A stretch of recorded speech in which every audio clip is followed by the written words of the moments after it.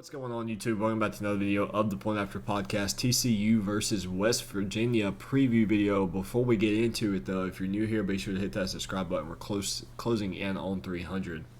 Now, the topic of conversation around undefeated number 7 TCU is they've gotten lucky. They've beat Kansas State when they had half their team out with injuries. They beat Oklahoma State, who was beat up. They beat Kansas, who was out their starting quarterback. They beat Oklahoma without their starting quarterback. I understand where that narrative comes from, but there's no denying that this TCU offense is one of the most efficient in the country. Max Duggan has thrown for 19 touchdowns and only 1 interception. Keandre Miller at 731 yards and 10 touchdowns. I don't even know. I'm going to go look and see if Keandre Miller has even fumbled. If I can get those stats, yes. He's fumbled one time all year against Oklahoma State. They didn't even lose that fumble. So, an efficient TCU offense.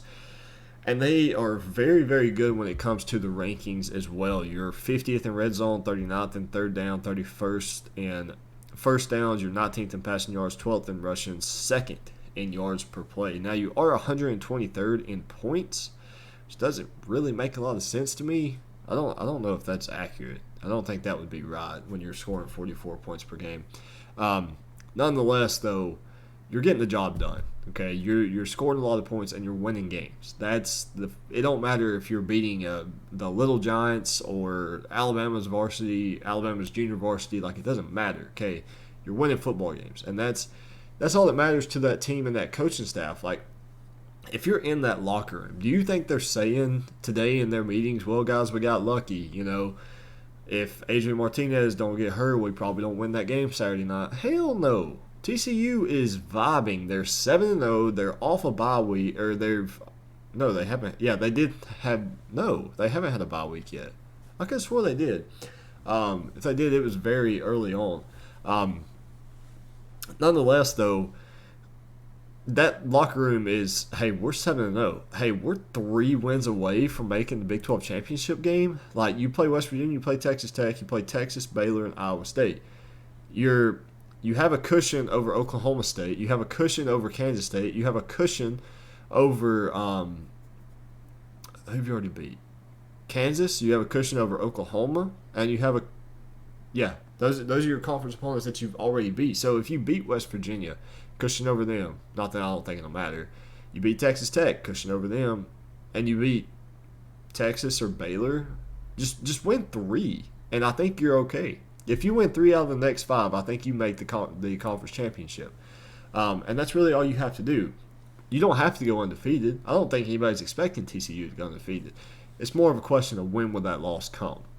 Now, I do think TCU is a good football team. I do think that, and I even took Kansas State to win that game last week. And I think we saw that Kansas State they gave TCU some trouble, especially defensively. TCU's defense is the only thing that's concerning to me. I'll see if I can pull up some of their ranks real quick.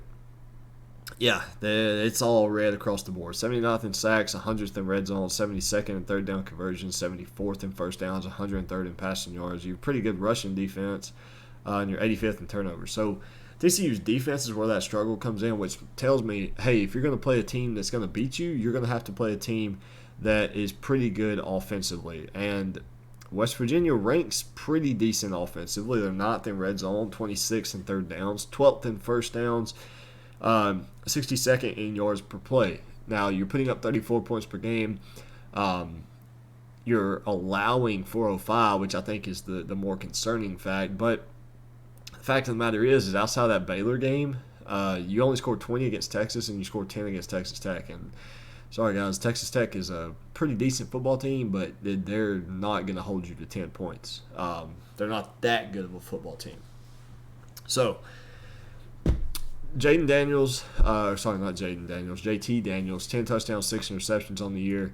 Tony Mathis Jr., 492 and 5 touchdowns. Bryce Ford Wheaton has been kind of quiet in a sense after that Pitt game where he had a lot of hype.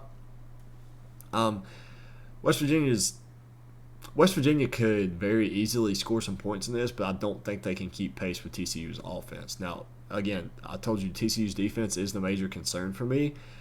I just don't see West Virginia being able to keep pace. I think that's really what it comes down to. Is TCU's offense is just very, very efficient. They're really, really good. We're going to look at the drive chart for their game against Kansas State last weekend. I feel like this should be pretty good. So you got touchdown, field goal, punt, turnover on downs, closing towards the end of that second quarter, and then a touchdown before halftime. Then you got touchdown, downs again, touchdown, 8-play drive, punt, and then the end of the game drive. So you only punted a few times. You put up 38 points. I mean, you scored at least a touchdown in every quarter. So TCU's offense is the heart and soul of this team. Sonny Dykes knows what he's doing when it comes to calling games. That staff is a pretty veteran staff. They know how to handle this. West Virginia, this could be their head coach's final season. Neil Brown's. There's a lot on the table for this game. I like TCU. TCU's 7.5-point favorites. Now, I will say I'm going to go on a limb here and say one of my best bets of the week.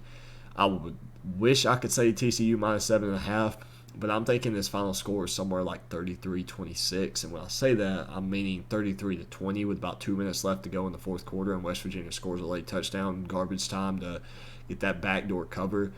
So I'm going to take TCU down to, if I can get good odds on -6, -5, somewhere in there. I may even find another one that I like and tease TCU to win with that. The money line's 292. That's a little too high for me. But if you're looking to make some money, can't go broke taking a profit type of mindset, I like TCU -4, -5, somewhere in there.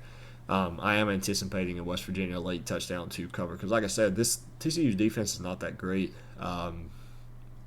West Virginia's offense is doing pretty well this season, and I think that's kind of how this game's going to go. TCU should score 30 + 40. TCU could score, or West Virginia could score mid-20s to low 30s. A little backdoor cover type action. Over under, I missed it. 69. Ooh, that's a little high. I'll say that, but nonetheless, thank you guys for tuning into the video. Like I said in the beginning, be sure to hit that subscribe button. Let me know in the comment section what your score is. I'm going with 33-26 TCU. You don't have to win pretty, you just have to win. That's kind of the name of the game in the Big 12. Thank you guys for tuning in, and I'll see you guys next Monday.